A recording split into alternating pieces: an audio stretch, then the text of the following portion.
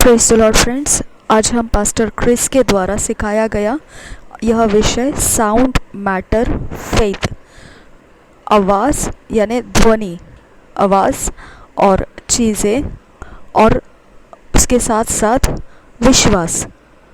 Okay, तो ये pastor Chris द्वारा, क्रिस ओयाखिलोमे, इनके द्वारा ये प्रचार भी है और ये अवेलेबल है, डीवीडी सीडी सब अवेलेबल है। आप पास्टर क्रिस डिजिटल लाइब्रेरी जो है वहाँ से आप उसको डाउनलोड कर सकते हैं। ओके, या फिर लव वर्ल्ड टेलीविज़न का एड्रेस पर आप पैसे भेजकर आप उसे मंगवा सकते हैं। और पास्टर क्रिस online.org उनका जो वेबसाइट है वहाँ से भी आप मंगवा सकते हैं। ओके, तो ये साउंड मैटर फेथ, इसके ऊपर छोटा सा एक भाग उन्होंने YouTube के ऊपर अपलोड किया है। वो YouTube का लिंक मैं आपको पिन कमेंट करके रखूँगी, वहाँ से आपने ओरिजिनल इंग्लिश लैंग्वेज में कैसे उन्होंने प्रचार किया है आप उसको सुन सकते हैं। और उन्होंने क्या प्रचार किया है ये मैं आपको यहाँ हिंदी में ट्रांसलेट करके दे रही हूँ। तो हम वहाँ से शुरू करते हैं जहाँ से ये वीडियो शुरू हुआ है। कोई परवाह नहीं कि आपने किस परिस्थिति में जन्म लिया है। आप अपने चुनाव से यह फैसला करना है कि क्या आप उसी परिस्थिति में रहना चाहते हैं या फिर उसके अंदर से बाहर निकलना चाहते हैं। और यह चुनाव है, ये बात नहीं कि आप किस जगह में रह रहे हो, और यह बात भी नहीं है कि क्या परिस्थितियां हैं जो आपको घेरे हुए हैं, और ये भी नहीं कि कैसी बुरी बातें आपके जीवन में हो रही है आपके साथ। ये बिल्कुल भी कारण नहीं है, बिल्कुल नहीं। आप कुछ भी इसका ज्ञान नहीं रखते हैं कौन सी बात कैसे होने वाली है। और यही वो ज्ञान है जब आपको मिल जाता है तो सब कुछ आप नियंत्रित करना शुरू करते हैं और फिर आप नियंत्रण प्राप्त करते हो सारी बातों के ऊपर। फिर आप ऐसे नियंत्रण ले लेते हो, कोई परवाह नहीं फिर कौन सी बात आपके ऊपर झपट पड़ती है। और ये ऐसा हो जाता है कि ऐसा नहीं कि अब आप उसके विषय में सोचते बैठेंगे कि इसके साथ कैसे निपटना है। अब आप उसको इस तरह से मोड़ सकते हो जैसे आप सोचकर उसको मोड़ना चाहते हैं, जैसे आप सोचते हो उस दिशा में उसको मोड़ सकते हो। अब ये हो गया, आपके पास अभी नियंत्रण आ गया है। कभी कभी ऐसा होता है कि आप क्यों ऐसी परिस्थितियों में निकल जाते हैं और कोई आपको देखकर ऐसे बोलेंगे कि अरे अभी भी आपको मैं संघर्ष में देख रहा हूँ, और आप फिर उसको बोल सकते हैं ऐसे समय में कि बिल्कुल नहीं, आपको गलत दिखाई दे रहा है। देखिए, परमेश्वर जो है वो, परमेश्वर का वचन जो है वो बिल्कुल कड़ी सच्चाई है। आप उसके ऊपर निर्भर हो सकते हैं जिंदगी भर के लिए। आपको परमेश्वर पर भरोसा रखने से डरना नहीं है और फिर उसके वचन के आधार को लेकर रुके रहना है उस विश्वास में। और फिर ऐसा करने के बाद में आप गलती करना असंभव है और आप कभी पछताएंगे नहीं कि काश मैंने ऐसे परमेश्वर के वचन को आधार ना लिया होता। तो फिर ऐसा कभी भी होने वाला नहीं है आपके साथ जब आप परमेश्वर के वचन का भरोसा लेते हैं तब। और जो लोग ऐसे कहते हैं कि हम पछताए परमेश्वर के वचन का आधार लेकर, तो इसका मतलब साफ बनता है कि वह लोग परमेश्वर के वचन को जानते ही नहीं है और साथ साथ वह वचन के पीछे चल भी नहीं रहे हैं, बल्कि ये है कि वह अपने मन मर्जी के पीछे पीछे चल रहे थे जो उनके हृदय की अभिलाषाएं हैं। जब आप परमेश्वर के पीछे चलने लगते हो, आप उस वचन के आधार पर केंद्रित रहते हो। कोई परवाह नहीं फिर कौन सी बात आपको किस प्रकार से डगमगा रही है, क्योंकि ऐसे बहुतेरे होंगे वहां पर। ऐसी वो प्रयत्न करते रहेंगे, कोशिशें करते रहेंगे कि आप डगमगा जाए अपने विश्वास के आधार में। और यह तो शैतान का काम करने का तरीका है, तो वो उसका तरीका है, वो उसका काम है, उसको वो करने दीजिए।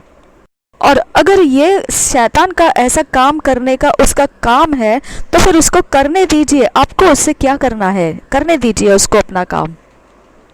आपने अपने वचन के विश्वास का आधार ऊपर उठाना है। आपने कहना है कि मैं परमेश्वर के वचन पर स्थिर खड़ा हूं और मैं डगमगाऊंगा नहीं। हालेलुया। अब हम मरकुस के सुसमाचार 9 अध्याय में जाएंगे, उसके 23 वचन में हम पढ़ेंगे। क्या आपने उस वचन को देखा? अब आप सोचिए वो वचन क्या कह रहा है। हम वचन पढ़ेंगे इकट्ठे, आपने भी मेरे साथ ये वचन को पढ़ना है। यीशु ने उससे कहा, यदि तू कर सकता है। यह क्या बात है? विश्वास करने वाले के लिए सब कुछ हो सकता है। क्या लिखा है यहाँ पर? यदि तू कर सकता है। यह क्या बात है? विश्वास करने वाले के लिए। क्या लिखा है यहाँ पर? विश्वास करने वाले के लिए। आपने दोबारा इसे समझना है। क्या लिखा है यहाँ पर? विश्वास करने वाले के लिए लिखा है, सब कुछ हो सकता है। मैंने आपको पहले ही बताया, जो अदृश्य में जो जगत है वहां पर असाधारण रीति से और बहुतायत की ऐसी संभवताएं हैं। यहाँ पर यह वचन कहता है विश्वास करने वाले के लिए सब कुछ हो सकता है। और फिर ये कौन सा विश्वास कह रहे हैं? यह परमेश्वर के वचन के लिए है। और मैंने आपको पहले ही बता दिया है, केवल परमेश्वर का वचन है जो राज्य करता है सब कुछ के ऊपर। जो अदृश्य में, असाधारण में है, सब कुछ के ऊपर केवल परमेश्वर का वचन राज्य करता है। और यहाँ पर वचन लिखा है, प्रभु यीशु मसीह कहता है, यीशु ने उससे कहा, यदि तू कर सकता है। यह क्या बात है? विश्वास करने वाले के लिए सब कुछ हो सकता है। और विश्वास कहाँ से निकलता है? हृदय के अंदर से विश्वास किया जाता है। हृदय में से निकलता है विश्वास, और आप हृदय में से विश्वास करते हैं। तो संभव होने का जो बात है वो आपके आत्मा में आपके लिए असाधारण रीति से संभव करने की सारी प्रकार के कोशिशें आपके आत्मा के अंदर है, मौजूद है। आप उसे संभव करने की ताकत आपके आत्मा में है, और वह इतनी असीम है कि आपको कोई बात के लिए कुछ बोलने की जरूरत नहीं है कि आप कैसे करेंगे और आप कैसे करेंगे इसे। कोई परवाह नहीं कौन सी बात, कोई परवाह नहीं कौन सी परिस्थिति, ऐसी कोई बात आपको बोल नहीं सकती है, ऐसी कोई परिस्थिति आपको बोल नहीं सकती है, ऐसी कोई चीजें आपको बोल नहीं सकती है, ऐसा कोई भी नहीं बोल सकता है कि आप कर नहीं पाएंगे। इस तरह से वो संभव होने वाला जो जगह है वो आपके आत्मा में मौजूद है, और फिर आप आत्मा में आप विश्वास भी करते हैं।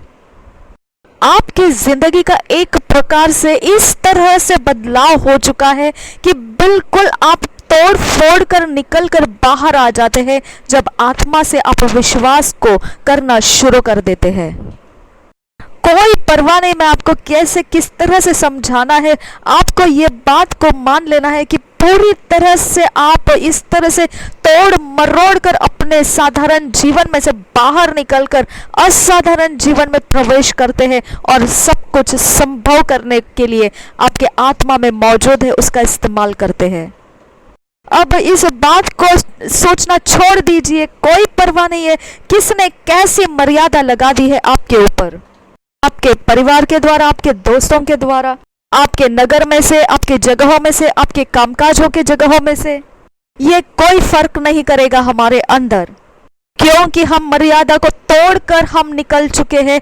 असीम सामर्थ्य के अंदर से हमने चलना शुरू किया है, जो सब कुछ संभव करने की क्षमता रखता है। और यह केवल इस बात पर आधार है कि आपने विश्वास करना है। अगर आपने विश्वास किया तो और जब मैं इस परीक्षा इस वचन के बारे में हम पढ़ रहे थे, इस अभ्यास कर रहे थे, तब मैंने तो बोल दिया, हे परमेश्वर, मैं तो हिम्मत करूंगा, मैं ढाढ़स के साथ, धैर्य के साथ विश्वास करूंगा इस पर, और मैं बड़े धीरज के साथ, बड़े धैर्य के साथ मैं इस विश्वास करने को तैयार हूं।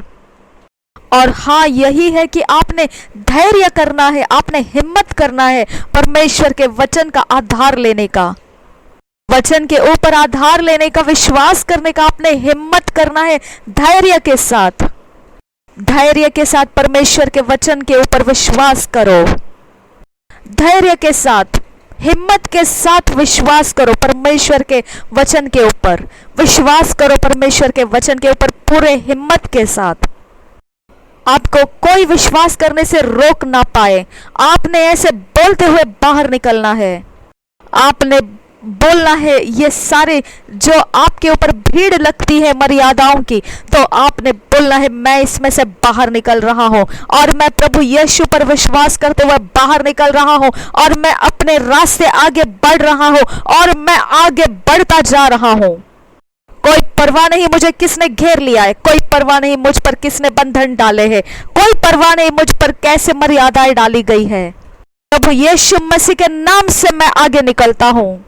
सब कुछ संभव है उसके लिए जो प्रभु यीशु मसीह, जो परमेश्वर के वचन के ऊपर विश्वास करता है, और वो विश्वास करने वाला मैं हूं, और मैं हिम्मत के साथ विश्वास करता हूं। मैं अपने धैर्य को इकट्ठा करके मैं विश्वास में रख देता हूं, जो प्रभु यीशु में विश्वास करना है, परमेश्वर के वचन में विश्वास करना है।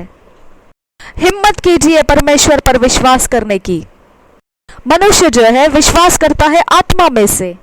इसकी वजह से जब आप अपने कोई भी बातों के ऊपर तर्कश लगा रहे होते, तर्क वितर्क कर रहे होते, सोच रहे होते, और आप उसके कारण ढूंढ रहे होते हैं, इसके लिए वो बातें करना आपको विश्वास करने से रोक नहीं सकता है। इसका कारण यह है कि यह जो बातें होती है आपके दिमागी तौर पर हो रही है, जो सिर में है, और वो आपको जो विश्वास करने से रोक नहीं सकता है। इसका कारण यह है कि आप विश्वास आत्मा में से करते हैं, वो आपके दिमाग से नहीं। आपका आत्मा इस बारे में बहुत अच्छे तरह से जानता है विश्वास क्या करना होता है। और मैं ये बिल्कुल नहीं समझ सका, और मैं अपने दिमाग से कभी इस बात के ऊपर, कभी इसके बारे में कोई भी प्रकार से समझ नहीं पाया, किस तरह से जो कुंवारी थी मरियम, उसके गर्भ में से किस तरह से जो प्रभु यीशु मसीह एक बच्चे के रूप में किस तरह से प्राप्त हुआ। मैं ये बात को कभी नहीं समझ सका। कभी मेरे दिमाग से जब मैं सोचता हूँ, मुझे कभी इसका जवाब नहीं मिल सका मेरे दिमाग में से कि ये किस तरह से हो सकता है कि प्रभु यीशु मसीह 3 दिन तक कब्र में मरा हुआ पड़ा रहा, और फिर बाद में फिर से 3 दिन के बाद में पूरी तरह से दोबारा जीवित होकर वो बाहर निकल आया कब्र में से। मैं कभी अपने दिमाग के सहायता से ये बात को सोचकर कभी भी समझ नहीं सकता हूँ, और ना कोई ज्ञान विज्ञान इसे समझ पाएगा और ना समझा पाएगा। कोई परवाह नहीं, पर फिर भी मैं विश्वास करता हूँ। हालेलुया, मैं तो विश्वास करता हूँ।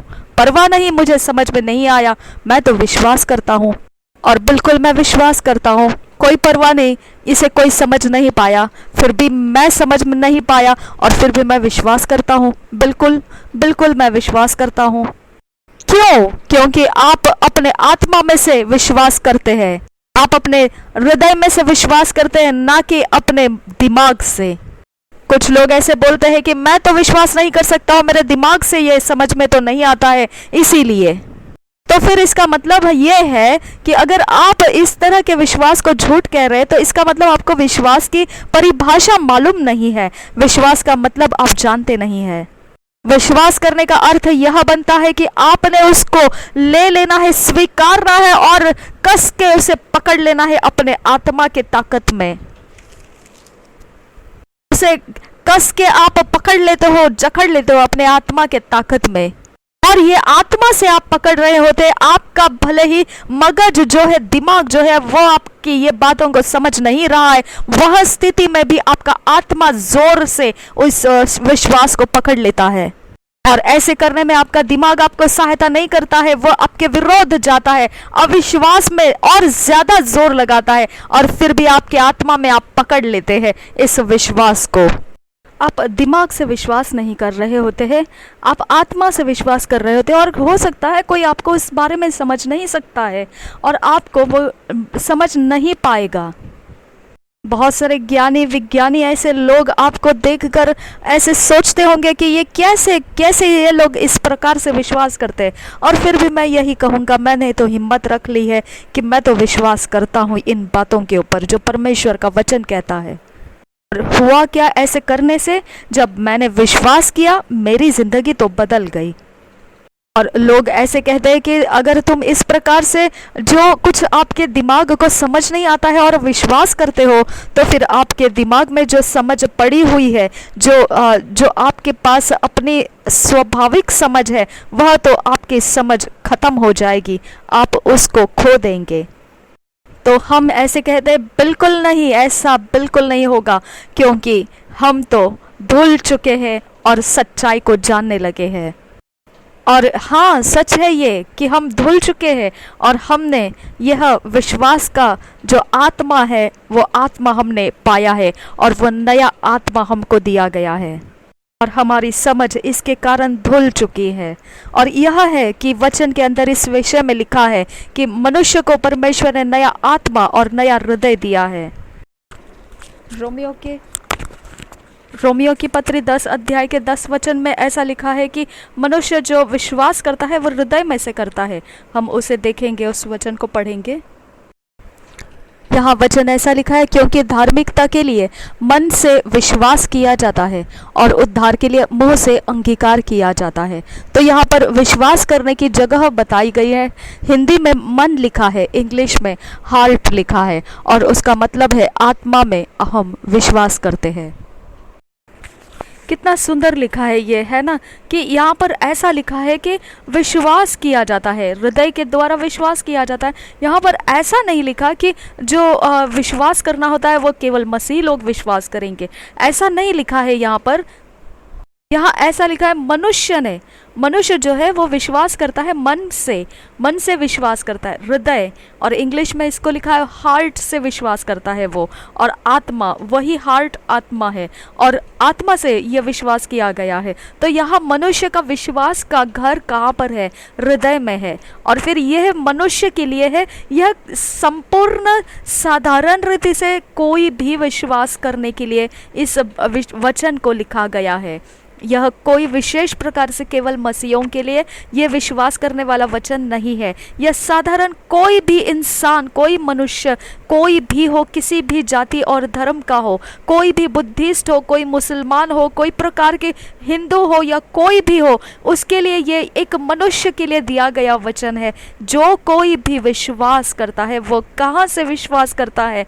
वह अपने हृदय में से विश्वास करता है। वह दिमाग से नहीं, वह हृदय से विश्वास करता है, और वो विश्वास हृदय का वो आत्मा है, वो आत्मा में से विश्वास करता है। और यही वो जगह है जहाँ से विश्वास को किया जाता है, और कहीं पर भी उसका दिमाग से कोई संबंध नहीं है। और देखिए, आपका विश्वास आपको कहाँ लेकर जाएगा? धार्मिकता के लिए मन से विश्वास किया जाता है। तो आपका आत्मा में से अगर आपने प्रभु यीशु मसीह के वचन पर विश्वास करना शुरू कर दिया है, तो आपका दिमाग कुछ भी कहे, लेकिन आप जा कहाँ रहे हो? आप धार्मिकता की तरफ जा रहे हो। आपने धार्मिकता के लिए मन से विश्वास किया है। और यह धार्मिकता किसकी है? यह परमेश्वर की धार्मिकता है। और ये विश्वास के द्वारा फिर हमको परमेश्वर कहता है, तुम धर्मी हो गए हो। तो हमारा विश्वास हमको किस दिशा में लेकर जाता है? परमेश्वर का धर्मी जन बनाने के दिशा में हमको ले लेता है। और फिर यही सच्चाई है कि जब हम ऐसे प्रभु यीशु मसीह के वचन पर विश्वास करने लगते हैं, तब हम धर्मी बन जाते हैं।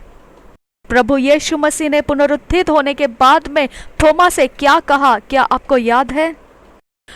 थोमा ने इनकार किया था प्रभु यीशु मसीह पुनरुत्थित हुआ है, इस बात को स्वीकारने से।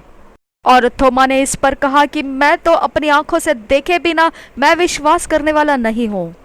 और फिर मैं उसके बाजू में जो उसको जख्म हुई थी उस जगहों के छेद में मैं अपने हाथ को रखूंगा, और फिर उसके हाथों को कीलों से ठोका गया था उस जगहों में जो छेद है उसमें मैं हाथ रखूंगा, और फिर मैं समझूंगा कि ये ही वो सच्चाई प्रभु यीशु मसीह जीवित हो चुका है। इस बात को हम पढ़ेंगे यूहन्ना के 20 अध्याय के 25 से लेकर 29 वचन में। हम पढ़ लेते हैं उसको। यूहन्ना का सुसमाचार 20 अध्याय 25 से 29 वचन मैं पढ़ रही हूँ। जब अन्य चेले उससे कहने लगे हमने प्रभु को देखा है, तब उसने उनसे कहा, जब तक मैं उसके हाथों में कीलों के छेद न देख लूं और कीलों के छेदों में अपनी उंगली न डाल लूं और उसके पंजर में अपना हाथ न डाल लूं, तब तक मैं विश्वास नहीं करूंगा। 8 दिन के बाद उसके चेले फिर घर के भीतर थे और थोमा उनके साथ था और द्वार बंद थे। तब यीशु आया और उनके बीच में खड़े होकर कहा, तुम्हें शांति मिले। तब उसने थोमा से कहा, अपनी उंगली यहाँ लाकर मेरे हाथों को देख और अपना हाथ लाकर मेरे पंजर में डाल, और अविश्वासी नहीं परंतु विश्वासी हो। यह सुन थोमा ने उत्तर दिया, हे मेरे प्रभु, हे मेरे परमेश्वर। यीशु ने उससे कहा, तूने मुझे देखा है, क्या इसीलिए विश्वास किया है? धन्य वे हैं जिन्होंने बिना देखे विश्वास किया।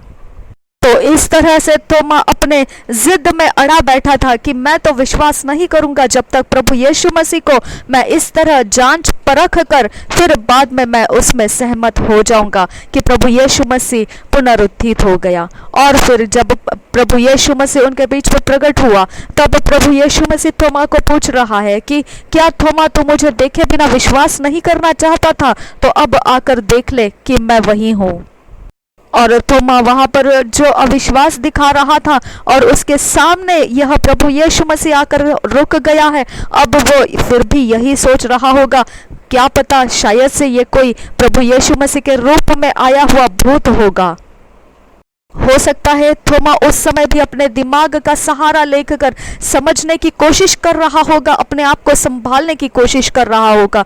और फिर प्रभु यीशु मसीह दोबारा उसको बोलते हैं, कोई परवाह नहीं, तो अपने काम को पूरा कर, कि तुझे जो विश्वास करने की जो कारण है कि तुझे देखना है, यह सब बातों के सारे देख परख कर विश्वास करना है, तो आकर तू अपने काम पूरा कर ले। जो तू देखना चाहता है, परखना चाहता है मुझे, मैं वही प्रभु यीशु मसीह हूँ।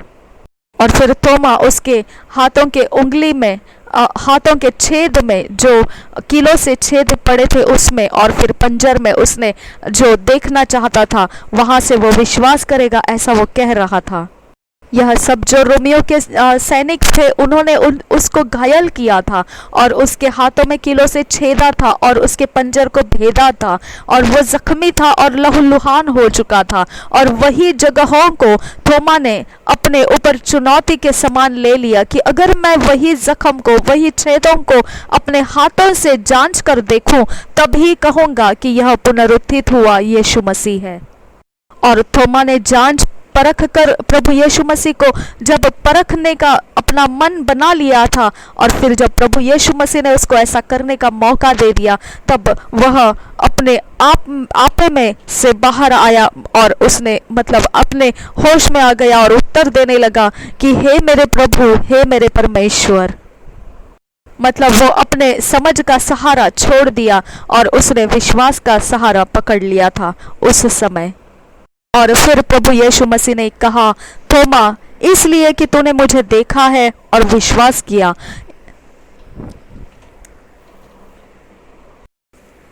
परंतु धन्य है वे जिन्होंने बिना देखे मुझ पर विश्वास किया है। तो हम धन्य कहे गए हैं प्रभु यीशु मसीह के द्वारा। हमने प्रभु यीशु मसीह को इस प्रकार से नहीं देखा और हमने विश्वास किया है। हमको प्रभु यीशु मसीह धन्य में गिनती कर रहा है। ना देखते हुए और फिर भी विश्वास करना, हमको प्रभु यीशु मसीह ने कहा, हम फिर भी विश्वास कर रहे हैं। हमने ना देखा और तो भी विश्वास कर रहे हैं। हमको प्रभु यीशु ने धन्य कहा। अब मैंने आपको कुछ सिखाने दीजिए। परमेश्वर ने जो विश्वास दिया है, वह विश्वास देने का उसका बहुत ही खास मकसद है उसके पीछे। उसने अपने वचनों को यूं ही नहीं लिख रखा है, और उसका वचन देने का जो खास मकसद है उसके पास, वह पहला मकसद यह है कि आपने उसके वचनों के ऊपर विश्वास करना है। वह यूं ही परमेश्वर यूं ही वचन नहीं देता है, और मैं आपको यही समझाना चाहता हूं आज। यह खास बात है परमेश्वर का कि उसने वचन क्यों लिख रखे हैं हमारे लिए। क्या कारण है कि उसने पवित्र वचन हमारे तक पहुंचाए हैं। केवल इसका जो कारण और इसका जो इसके काम है वो मैं आपको बताना चाहता हूँ। और आज जो पहला हम बता रहे हैं वह है पवित्र वचन के द्वारा विश्वास आता है। और विश्वास यह ऐसी चीज़ है जो कोई प्रकार से कुछ देखे बिना वो विश्वास उपजता नहीं है। और यह देखने के लिए जो जरिया परमेश्वर ने रखा है वह है पवित्र परमेश्वर का वचन। और जब यह पवित्र वचन हम पढ़ रहे होते हैं तो वह एक प्रकार का इस तरह से वो हमारे अंदर चित्र तैयार करता है, और हम उसे देखते हैं और हमारे अंदर से विश्वास उपजने लगता है। और यही वो पवित्र वचन है जिसके सुनने से विश्वास आता है। और यह इसीलिए होता है क्योंकि वह उसका चित्र हमारे अंदर विश्वास उपजने के लिए तैयार कर रहा होता है, जिसके कारण विश्वास उपजने लगता है। जब भी परमेश्वर का वचन बोला जाता है तब वह वचन एक चित्र को तैयार करता है और विश्वास को पकड़ लेता है। विश्वास आप परमेश्वर के वचन को पढ़ते समय एक चित्र के रूप में आपके अंदर देखने लगते हैं, और जब यह रूप देखते हैं विश्वास में, तब आपको उसमें कुछ आशा दिखाई देती है। आपके लिए कुछ एक प्रकार की एक कुछ तो दिशा, एक आशा करने का जगह आपको दिखाई देता है। अब ये चित्र जो है वो आपके विश्वास में आ चुका है, लेकिन वह अभी तक हकीकत में नहीं बदल गया है। वह केवल आपके अंदर वो चित्र आप देख रहे हो। अब उस चित्र को बनाने का काम किसने किया? वह परमेश्वर के वचन ने किया। अब आपके पास विश्वास है जो इस चित्र को देख रहा है। आपने वचन पढ़ा, आपने उस चित्र को अपने अंदर प्रकट होते हुए देखा, और वचन के सहारे से वो प्रकट हो रहा है और आपने उसे देखा, और फिर अब वह सिर्फ देख रहे हैं, अभी तक वह हकीकत में बदल नहीं गया है। अब उसके अंदर से आप आशा करने लगते हैं, आप उसको आशा के रूप में देखने लगते हैं कि ये वचन आपकी आशा बन रही है। अब वह फिर भी एक चित्र है और हकीकत में नहीं है, वह केवल आपके पास अंदर है, लेकिन अब हकीकत में बदलना है उसको, और वह काम करने के लिए होता है विश्वास। अभी आपका विश्वास जो है इसको ले चुका है, अब केवल उसको कार्य में डालना है, और जब आप उसे कार्य में डालते हैं वह हकीकत में बदल जाता है। अब आपके दिमाग से अगर आप सोचेंगे तो आप शायद से कोई ऐसा व्यापार करने की सोच रहे हैं, लेकिन आप सोच रहे हैं कि कहाँ से आएगा ये व्यापार का कोई जरिया कहाँ से मिलेगा। आप सोच रहे होंगे कि व्यापार तो है दिमाग में, परंतु फिर उसके लिए लगने वाला जो धन है वो कहाँ से आएगा, उसके लिए जो लगने वाले साधन है वो कहाँ से आएंगे, वो कैसे होगा। और आप अपने ही अंदर दिमाग से यह सोचते रहते हैं कि मेरे पास बहुत सारे तरीके तो है, और बहुत सारे मेरे पास इस प्रकार के कुछ आइडिया है जो मैं कर सकता हूँ, कि मेरे अंदर ये है, हौसले हैं, लेकिन ये सब के लिए जो चाहिए वो तो है नहीं। जो धन और संपत्ति चाहिए और जो इकट्ठा होकर ये व्यापार को खड़ा कर सकता है वो तो मेरे पास है नहीं। तो फिर क्या आप किसी के लिए इंतजार करते हुए बैठे हैं कि कोई आएगा और आपको ऐसा सब कुछ तैयार करके दे देगा कि आप फिर व्यापार करने में हकीकत में बदल जाए? अब यहाँ पर आपको जो मायने रखता है, जो बहुत ज्यादा मायने रखता है, वह यह नहीं कि आप किसकी आशा कर रहे हैं। क्या आपको कोई लाकर दे सकता है जो आपकी जरूरत है व्यापार को शुरू करने के लिए, या फिर आप ऐसे इंतजार कर रहे हैं कि कुछ हकीकत में यूं ही बदल जाएगा। तो ऐसा नहीं, आपको देखना है कि आपने उस जगह पर विश्वास को उठाना है। और फिर ये विश्वास को क्यों उठा रहे हैं? क्योंकि इसके पीछे आप क्या विश्वास कर रहे हैं, इस विश्वास का उपज कहाँ से है? यह पवित्र वचन में से है। और फिर यह वचन कौन दिया है? यह परमेश्वर दिया है। तो यह विश्वास है जो आपको हकीकत में आपके सोचों के सारे रूप को लेकर आ सकता है। और फिर यह विश्वास का कर्ता कौन है? यह विश्वास का जो अधिकारी है वो कौन है? वह प्रभु यीशु मसीह है, जो सब कुछ आपके लिए संभव कर सकता है। तो मायने ये नहीं रखता है कि आपने कहां से विश्वास किया है, मायने ये रखता है कि विश्वास के पीछे कौन खड़ा है। अगर वो विश्वास का स्रोत परमेश्वर का वचन है तो निश्चित ही आप हकीकत में सब कुछ लेकर आ सकते हैं। और अगर विश्वास का स्रोत आपने मायने नहीं रखा और कोई भी लोगों के ऊपर जो आपको सहायता करते उनके ऊपर विश्वास कर रहे हैं और आप सोच रहे हैं कि आप सफल होंगे, तो ये नाकामयाबी को आप न्योता दे रहे हैं। तो विश्वास क्या है? ये केवल एक सुगंध है। ये एक प्रकार का सिर्फ एक सुगंध है। इसके पीछे जो है वो हकीकत में बदलने का और एक आपको रास्ता चलना है। इसके लिए पवित्र वचन हमको रोमियो के 4 अध्याय 19 से 20 वचन में कहते हैं कि आप विश्वास के मध्य में कमजोर नहीं रहना है। हम उस वचन को पढ़ेंगे, रोमियो की पत्री 4 अध्याय 4 अध्याय उसका 19 से 20 वचन। वह जो 100 वर्ष का था अपने मरे हुए से शरीर और सारा के गर्भ की मरी हुई किसी दशा जानकर भी विश्वास में निर्बल न हुआ और न अविश्वासी होकर परमेश्वर की प्रतिज्ञा पर संदेह किया, पर विश्वास में दृढ़ होकर परमेश्वर की महिमा की। तो आपको ये बात अब्राहम के विषय में बताता है। जो परमेश्वर ने अब्राहम के लिए कहा था, उसने उसे अविश्वास के द्वारा निर्बल नहीं करने दिया और फिर वह विश्वास में बलवंत बना रहा और वह आशा पूरी होती हुई देखी उसने। और यह वचन बताता है कि उसका शरीर मरे हुओं सा था और सारा का गर्भ भी मरी हुई किसी दशा में हो चुका था। परंतु जो खास बात इनके बीच में दिखाई देती है वह है अब्राहम ने पकड़ के रखा हुआ विश्वास। ये सुगंध, ये जो सुगंध है विश्वास, यह एक सुगंध है और उसको उसने पकड़े रखा, धरे रखा और फिर वह उसमें से हटा नहीं। वह इस बात को अविश्वास में बदलने नहीं दिया। इसका प्रतिफल क्या मिला उसको? इस तरह से अटल खड़े रहने का, विश्वास को पकड़े रहने का उसको प्रतिफल क्या मिला? उसने अपना एक बेटा इसहाक को पाया। तो अभी आप अपने आप को पूछिए कि आप क्या देख रहे हैं? आप सुगंध देख रहे हैं। जैसे कोई व्यापार करने की सोच है आपके अंदर, या फिर व्यापार को चाहिए वो सारी जरूरतें देख रहे हैं और क्योंकि आपकी सोच में व्यापार दिख रहा है, इसके लिए आप उसकी ज़रूरतों को पूरा करने के लिए लोगों को ढूंढने जाते हैं या फिर जगहों को ढूंढने जाते हैं जहां से आपके वो व्यापार के लिए ज़रूरतों का पूरा हो पाए। तो आप बहुत बड़ी गलती कर रहे हैं। आप जो देख रहे हैं उसमें बहुत बड़ी सुगंध है।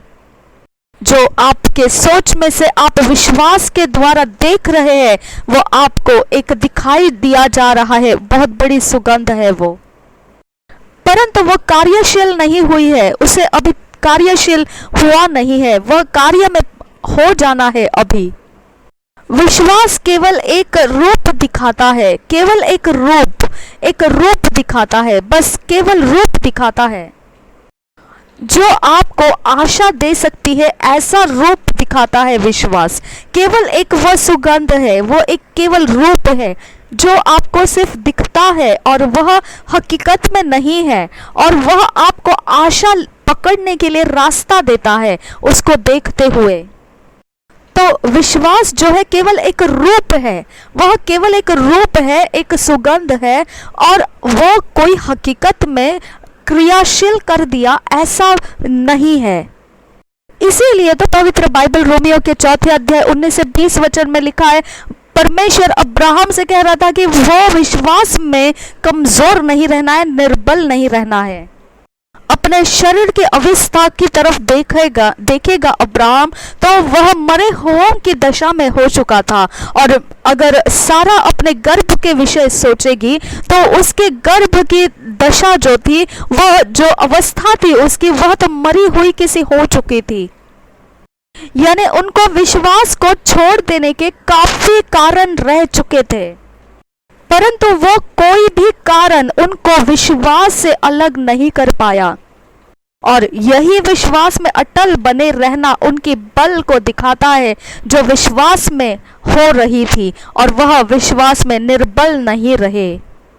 अब उसकी जो चिंता रही होगी उसके सोचों में, वह केवल यही रही होगी कि उसने क्या देखा विश्वास की आंखों से। उसने एक अपने बेटे को देखा जिसका नाम इसहाक रहा, और फिर वही उसका एक हियाव रहा आगे बढ़ते हुए जाने का। तो उसकी चिंता उसके शरीर नहीं थी, उसकी कमजोर अवस्था नहीं थी, और ना ही सारा का मरा हुआ सा दशा जो गर्भ का है वो था। उसकी चिंता केवल ये थी कि विश्वास की आंखों से उसने किसके रूप को देखा है, उसने अपने बेटे को देखा है। तो आप जो देख रहे हैं वो विश्वास की आंखों से दिख रहा है, वो एक रूप है, केवल एक सुगंध है, केवल एक रूप है।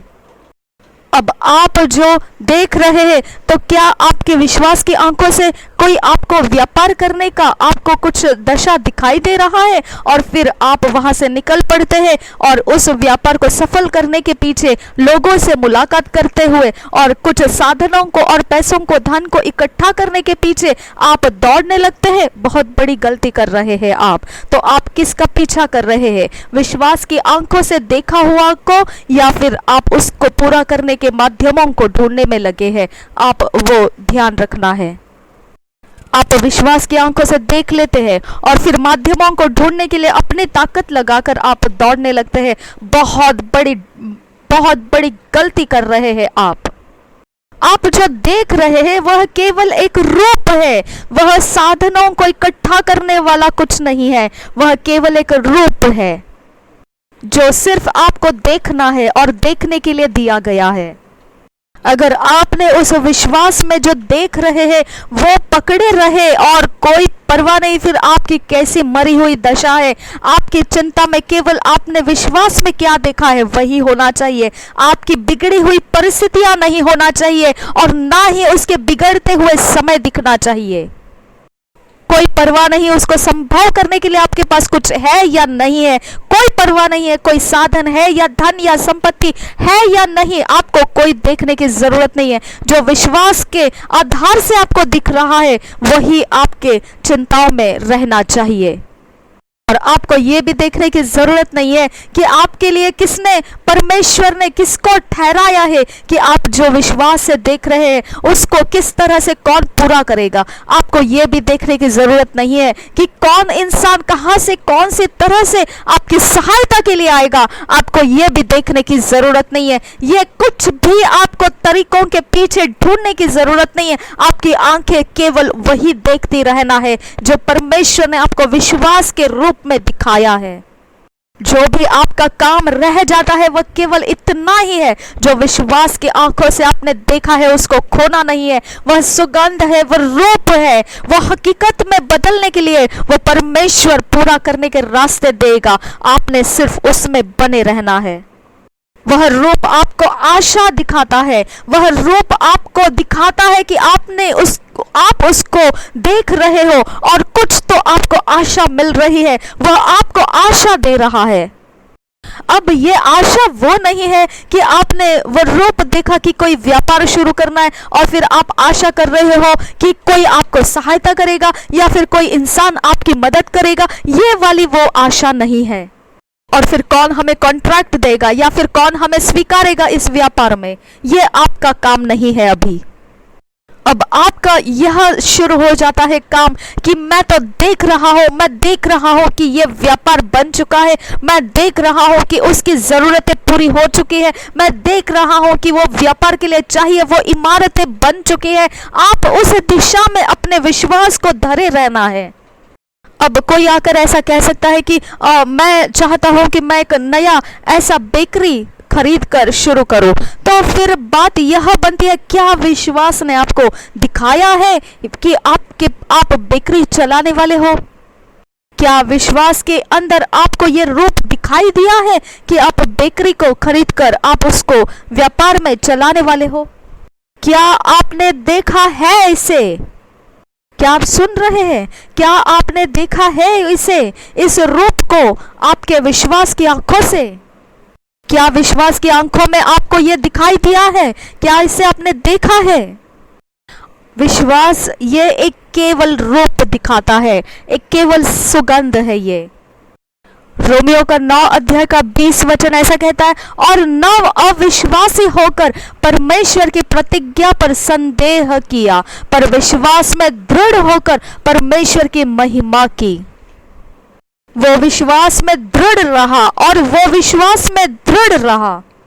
उसने अपने ध्यान को उस रूप के ऊपर से नहीं हटाया जो उसने विश्वास की आंखों से देखा था। अगर आप विश्वास के आंखों से देखने वाले रूप के ऊपर से अपना ध्यान हटा देते हैं तो आपकी ताकतें वहां से हट जाती है और आपको वो ताकतें कहीं और दिशा में लेकर जाती है। परंतु अगर आप ध्यान केंद्रित करो उन दिशाओं में जो विश्वास की आंखें दिखा रही है आपको, आप उसमें बल पकड़ते जाते हैं, आप निर्बल नहीं होते हैं, आपका पूरा ताकत उसके ऊपर लग जाता है जो आप विश्वास की आंखों में से देख रहे हैं।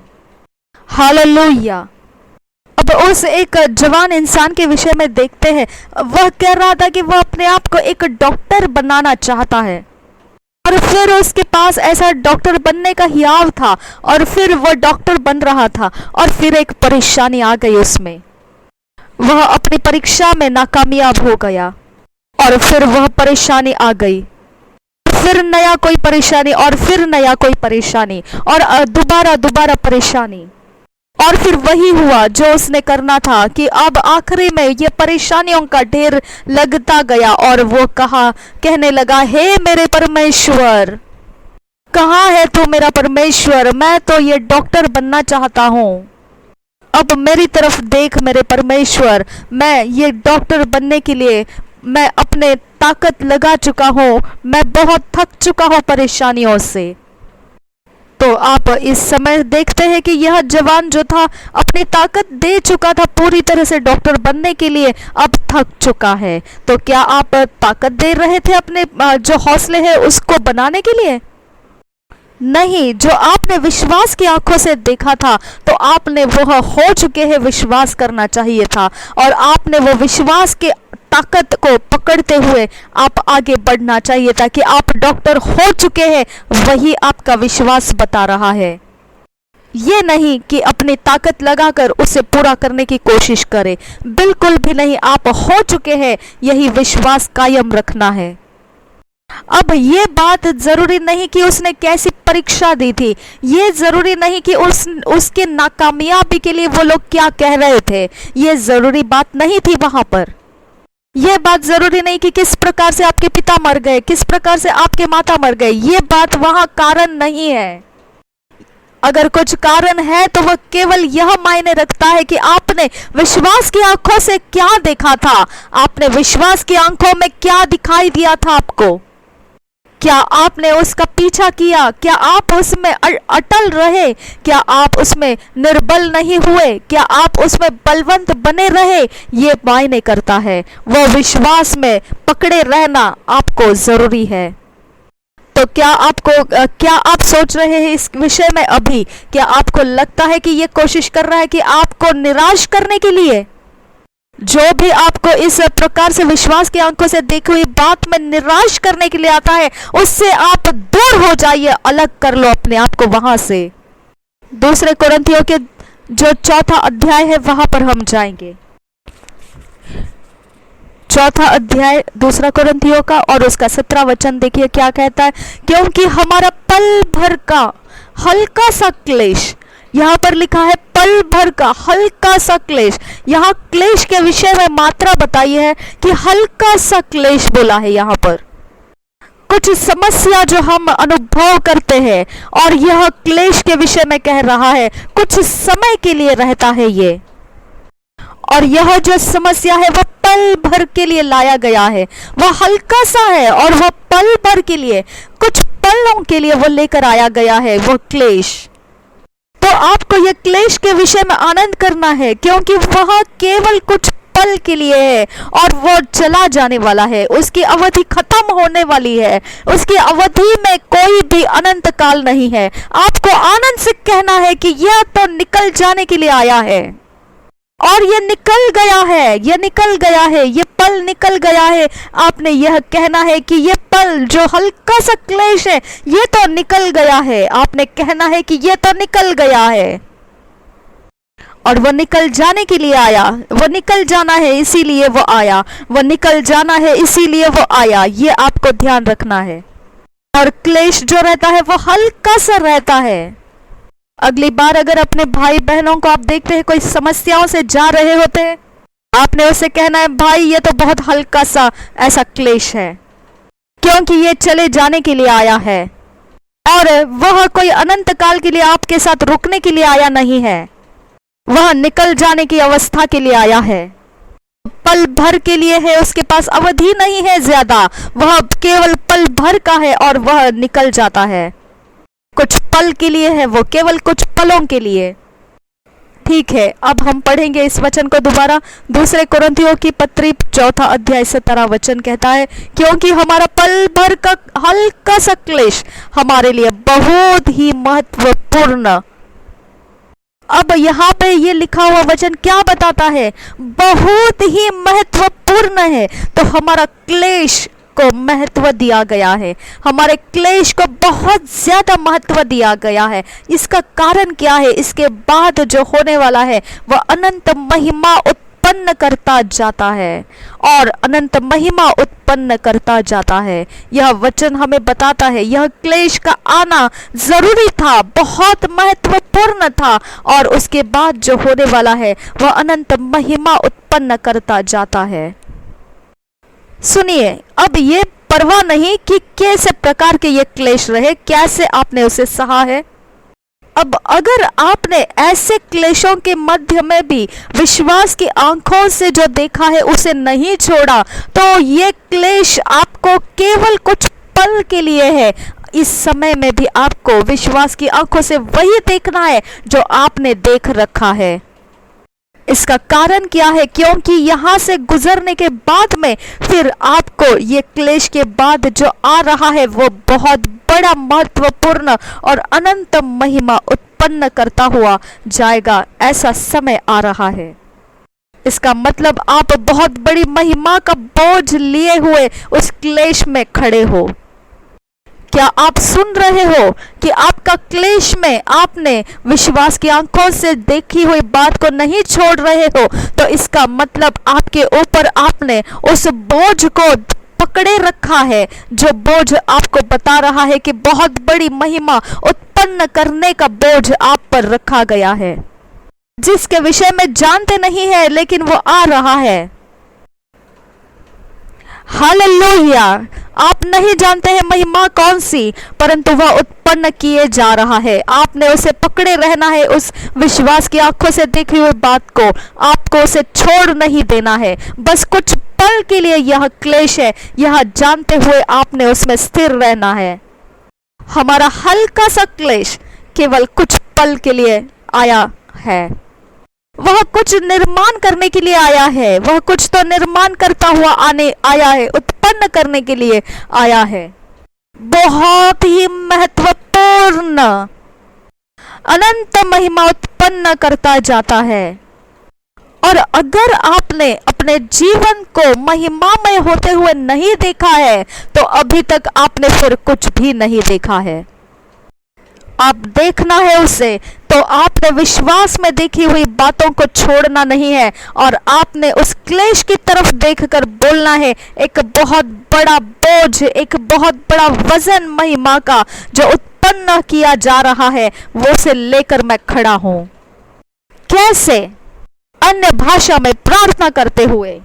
और फिर लोग आके कहेंगे, अरे भाई आप तो बहुत बड़ी क्लेश में दिखते हो, और आपने उछल उछल कर अन्य भाषा में आपने प्रार्थना करते हुए खड़े रहना है। और वो लोग कहेंगे, अरे लेकिन आप तो बीमार अवस्था में है और लड़खड़ा रहे हैं। आप फिर भी विश्वास के धैर्य को पकड़े रहना है और आप बलवंत होने के लिए वचनों के आधार लेकर और प्रार्थना करते हुए अन्य भाषाओं के साथ संगति में आप उछल उछल कर उसके केंद्र में बने रहना है। उस केंद्र में जो आपने विश्वास की आंखों से देख रखा है, जिसे क्लेश आकर गिराना चाहता है, जिसे क्लेश आकर आपको उस आंखों से देखी हुई, विश्वास की आंखों से देखी हुई बात से हटाना चाहता है, वहां पर भी आप हटेंगे नहीं और आप डगमगाएंगे नहीं। इस अवस्था में बने रहने के लिए वो परमेश्वर की आराधना करते रहिए, वचन को बोलते रहिए, अन्य भाषाओं को बोलते रहिए। लोगों के आने वाले नकारात्मक बातों की तरफ भी जब आपकी तरफ वो बोलने के लिए आते हैं, दिखाने के लिए आते हैं नकारात्मक बातें, उसके बीच इसके बावजूद आप परमेश्वर की आराधना में होते जाओ, अन्य भाषाओं में होते जाओ, आराधना में होते जाओ, परमेश्वर के वचन को पकड़े रहो और विश्वास की आंखों से देखी हुई बात को आप छोड़ना नहीं है, क्योंकि वही से आप एक बड़ा बोझ महिमा का उत्पन्न किया हुआ आप पकड़े रखे हैं जो आ रहा है आपके जीवन में। और देखिए यहाँ अगला जो वचन है वो क्या कहता है, बहुत ध्यान से, बहुत ध्यान पूर्वक इसको आप देखना है। देखिए क्या लिखा है, 18 वचन कहता है, दूसरे कुरिन्थियों के 4 अध्याय का अगला वचन जो पढ़ रहे हैं वो 18 वचन हम पढ़ रहे हैं। और हम तो देखी हुई वस्तुओं को नहीं परंतु अनदेखी वस्तुओं को देखते रहते हैं। ओदा नमा कहा हसील रब हतीना नमा कहा, थैंक यू जीसस। अब यहाँ रुक जाइए, देखिए आपको ध्यान देना है क्या लिखा है, और हम तो देखी हुई वस्तुओं को नहीं परंतु अनदेखी वस्तुओं को। तो कहाँ था अनदेखी वस्तु है आपकी, जो आपने विश्वास की आंखों से देखा है, वो वस्तु को वो कह रहा है कि जो हकीकत में सामने दिखाई नहीं दे रही है, वही वस्तु को हम देखते हुए जी रहे हैं, क्योंकि देखी हुई वस्तुएं थोड़े ही दिन की है परंतु अनदेखी वस्तुएं सदा बनी रहती है। जो आप अनदेखी वस्तुओं पर अपना ध्यान केंद्रित किए हैं, वह विश्वास की आंखों से आपने देखी हुई वस्तुओं के ऊपर आपने अपना ध्यान केंद्रित किया है और वह अनंत काल के लिए, सदा के लिए बना रहने वाला है। ध्यान से देखिए मैं क्या कहना चाहता हूँ। प्रभु यीशु मसीह ने ऐसा कहा था, लूका के सुसमाचार 6 अध्याय 47 से 48 वचन में हम पढ़ेंगे उससे, जो कोई मेरे पास आता है और मेरी बातें सुनकर उन्हें मानता है। तो आपको सुनने के लिए कहा है, यीशु मसीह कहता है सुनकर मानता है, तो आपने सुनकर मानना है। मैं तुम्हें बताता हूं कि वह किसके समान है, और वो कहता है वो मनुष्य इस तरह से रहेगा। 48 वचन में कहता है वह उस मनुष्य के समान है जिसने घर बनाते समय भूमि गहरी खोदकर चट्टान पर नींव डाली, और जब बाढ़ आई तो धारा उस घर पर लगी परंतु उसे हिला ना सकी, क्योंकि वह पक्का बना था। अब क्या बता रहा है ये वचन आपको कि एक बाढ़ आई और फिर बड़ी आंधी आई और फिर उसे टकराई, उसको लगी, वो उसके ऊपर वो बैठने के लिए, उसको सताने के लिए उसके ऊपर वो झपट रही थी, उस घर को डगमगाने के लिए, वो कमजोर करने के लिए उसके ऊपर पटकी जा रही थी। और वचन कहता है कि घर बना रहा और बिल्कुल हिला नहीं, यह वचन कहता है। अब इसका कारण क्या बताया प्रभु यीशु मसीह ने? इसका कारण यह है कि वह चट्टान के ऊपर बंधा हुआ घर रहा, उसको चट्टान पर बांधा गया था वह घर को। तो आप तो चट्टान पर बंधे हुए घर हो भाई, और आपको यह लगता है कि आपने चट्टान के ऊपर घर बांधा है इसीलिए आंधी आएगी और फिर देखेगी आपने चट्टान के ऊपर बंधे हुए हो और इसके लिए अपने रास्ते मोड़कर चले जाएगी, या फिर कोई ऐसे तूफान आएंगे और बाढ़ आएगी और देखेगी कि आप चट्टान पर बंधे हुए हो, इसके लिए अपने रास्ते को दूसरी ओर मोड़कर लेकर जाएगी। अरे बिल्कुल नहीं, इसे कहा गया है कि आपके ऊपर वो पटकेगी, वो आपको तोड़ने की कोशिश करेगी, आपके ऊपर झपट कर आएगी वो, और वो आपको हिलाने की कोशिश करेगी, वो आपको टूटने के लिए कोशिशें लगाएगी, वो बंधे हुए घर को वो क्लेश से सताएगी, और वो क्लेश पल भर का है भाइयों। और वहां पर आपको अगर वो विश्वास से देखी हुई बात को नहीं छोड़ेंगे तो आप वहीं पर घर बंधे हुए खड़े हो, और आप वो वचन के ऊपर वचन को सुनकर उसे मान लिए हुए लोग हो, और आंधी टकराएगी, आंधी आपसे युद्ध करेगी, आंधी आपको टकराते हुए गिराने की कोशिश करेगी, लेकिन वो सफल नहीं होगी। और फिर मैं ये कहता हूं कि हे शैतान, तो अपनी ताकत का बड़ा और अच्छा सा मुकाबला भेज कर देख ले, तो फिर आंधियों को छोड़ दे और होने दे ऐसा कि इतनी बड़ी बड़ी आवाजों के साथ लहरें उठे। जो घर चट्टान पर बंधा है, जो प्रभु यीशु मसीह के वचन को सुना हुआ है और उसे मानता हुआ चल रहा है, उसको शैतान तो गिरा नहीं पाएगा, उसके फाइनेंस को गिरा नहीं पाएगा, उसके कोई भी जिंदगी के हालातों के खिलाफ तो कोई तूफान लगा ले और कोई भी क्लेश लगा ले, फिर भी तो हारेगा, यही सच्चाई कहती है।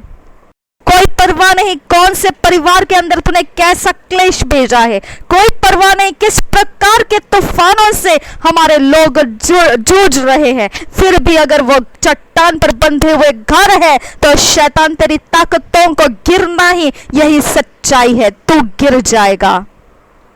कुछ भी आए कुछ भी जाए, कोई क्लेश रहे, कोई तूफान रहे, कोई परेशानी रहे, कोई भी नकारात्मक बातें रहे, कुछ भी अवस्था रहे, शैतान तो कुछ भी भेजता है तो भी तो देखेगा कि यह जो विश्वास के नींव पर खड़ा है वह बना रहेगा। वह प्रभु यीशु मसीह चट्टान है, उसके ऊपर बंधा हुआ घर सब कुछ के मध्य में बड़े महिमा का बोझ लिए हुए खड़ा है।